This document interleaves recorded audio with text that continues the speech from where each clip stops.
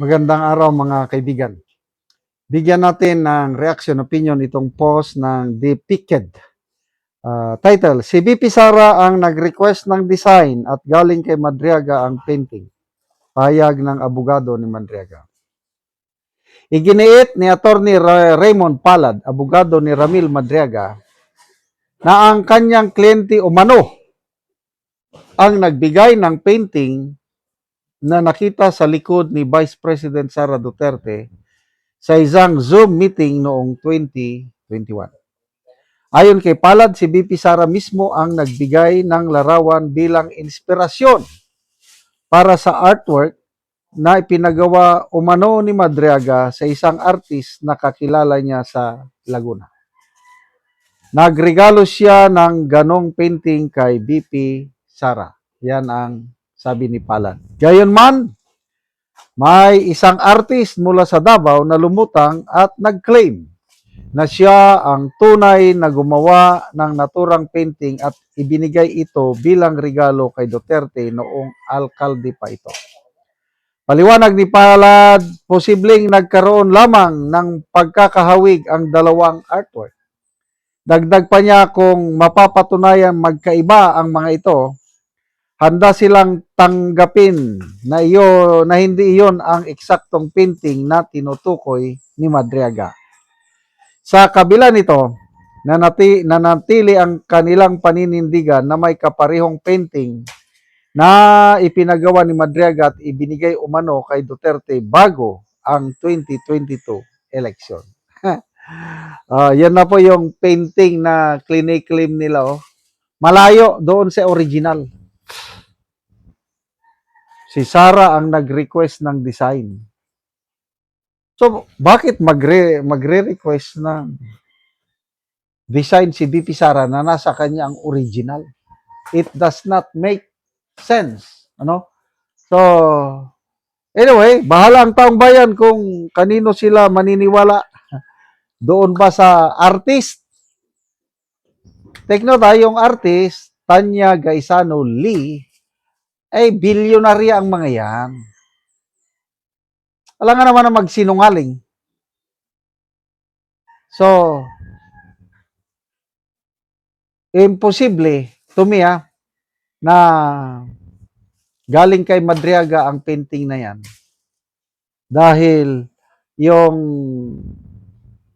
artwork ni Madam Tanya Lee is lahat ng pinipintal niya is faceless na faceless. Kung sinasabi ng abogado na parang magkahawig, pwedeng sampahan ng kaso na plagiarism. Diba? Nangungupya siya ng artwork ng isang tao. Ay di, sana sampahan ni Madam Tanya Gaisano Lee yung sinasabi ni Madriaga na scholar niya from ano. But anyway, pabayaan na lang muna natin yan dahil lahat ng mga ito is mauutingkay, makro-cross-examine sa impeachment trial pag nagkataon. Okay. So, tingnan natin ang nag-react 6,200 ang nag-react. 6,100 ang tumatawa. 23 ang galit. 55 lang ang nag-like or naniwala sa pahayag ng abogado. So, 99.5% tinatawanan itong pahayag kampo ni Grabing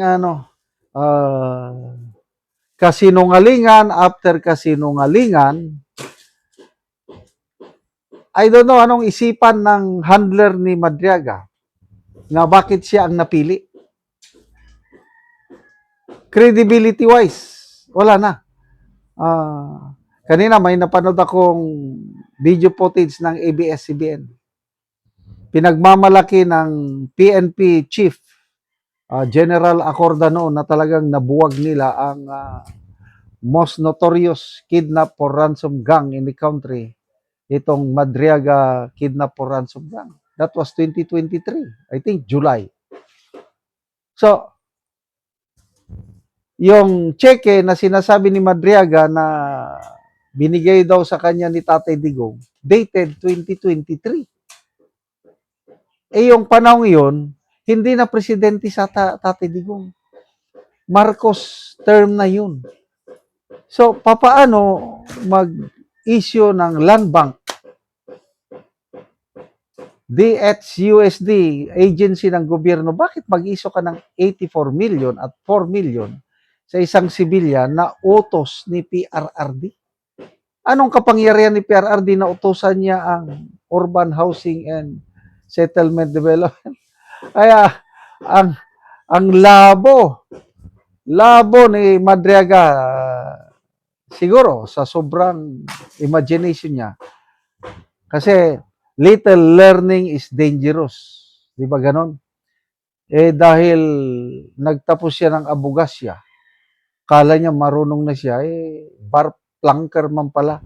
Ayun, binanggit pa niya si BP Sara na mahinang estudyante daw. Dahil kailangan pa niyang ayusin yung mga grades or whatsoever ni BP Sara sa law college nila. Kaya napilitang sumagot si BP Sara na sinungaling yan. Nung nag-graduate ako, May of 2005 ba yun o April, nag-take agad ako ng bar exam after 4 months at nakapasa agad. First taker lang si BP Sara. Mahirap gawin yun. Sa school daw nila, San Sebastian College, siya lang daw nakagawa nun. Mahirap yung 2005 na bar exam, isa sa pinakamahirap na bar exam sa history sa bansa. Ilan yun? 27% lang ang nakapasa. Out of 1,500 examinees, ganun ba yun? Hindi. Out of 5,000 examinees, 1,500 lang ang nakapasa. At isa yan si VP Sara with a score of 80%. So, hindi basta-basta ang ating VP Sara. Tapos, parang tinutulungan daw ni Madriaga, ano ka, hilo? Salamat mga kaibigan sa inyong pagsubaybay sa channel na ito. Nakakatulong kayo ng malaki sa tribong Talandig na Bukidnon dahil ang income natin sa channel na ito is pantulong sa tribo. Namimigay tayo ng libreng yero at kapako para makapagpatayo sila ng mas maayos na tirahan. Panoorin nyo ang video na ito. Ang natagaan na mo og yero, so mag-atop na ni siya karon.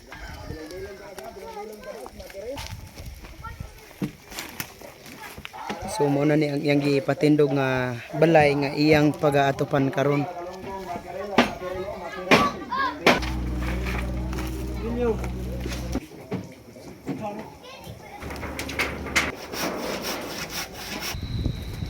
Kayo.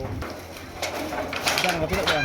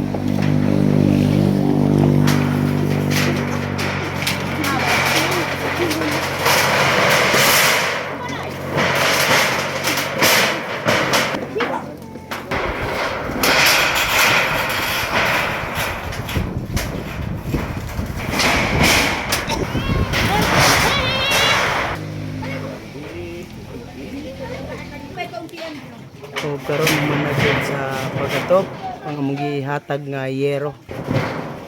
Salamat kayo sa Ginoo, agiog.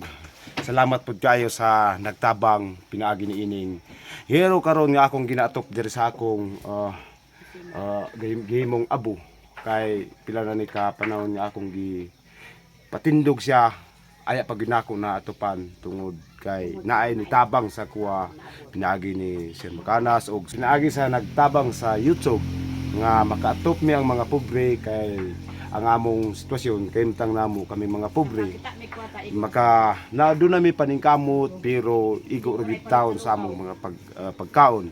Salamat kayo sa supporter niini aning pagtabang sa mga tawo nga kabus sama nako ug manginaot ko nga daghan pa ang matabangan nila og Thank you. Salamat kaayo. Salamat.